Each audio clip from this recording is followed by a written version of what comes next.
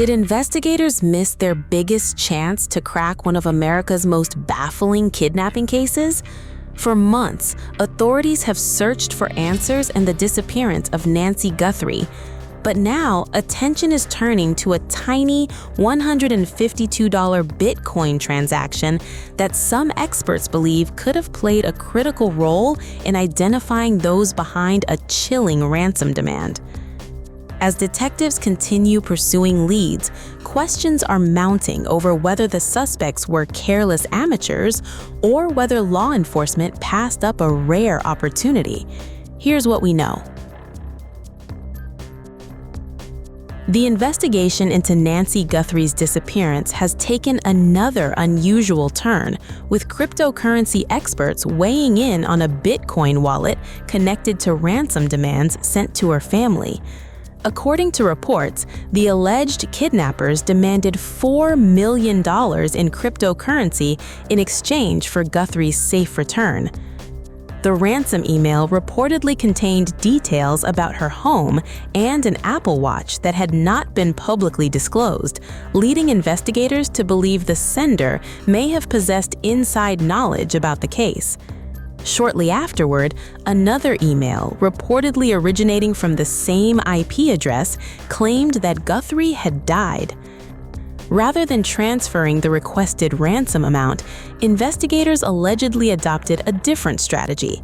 The FBI reportedly deposited approximately $152 worth of Bitcoin into the wallet linked in the ransom communication.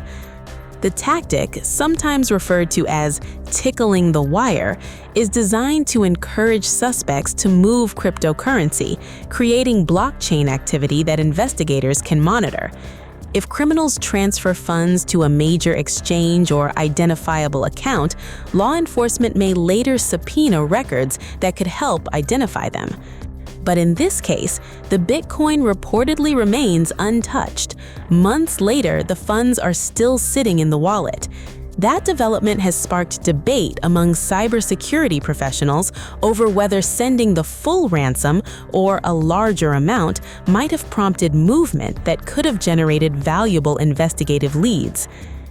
Ari Redboard, a cryptocurrency policy expert with TRM Labs, explained to the Post that criminals seeking millions of dollars would typically want to move those assets quickly through exchanges or other services, potentially creating opportunities for investigators to trace transactions.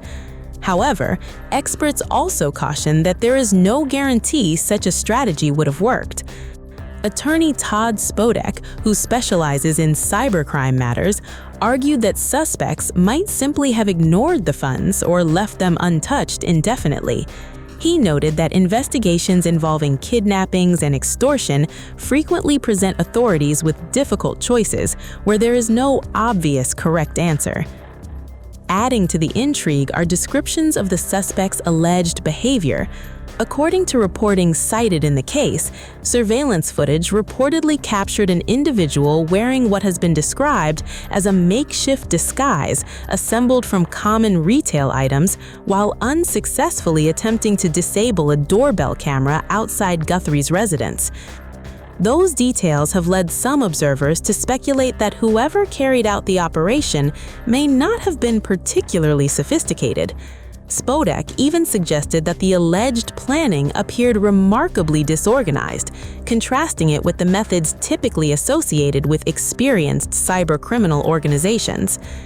Despite that assessment, investigators continue treating the case with extreme seriousness. Authorities have reportedly pursued numerous avenues, including analyzing digital evidence, tracing proxy servers connected to the ransom communications, examining potential DNA evidence, interviewing persons of interest, and canvassing businesses in the Tucson area.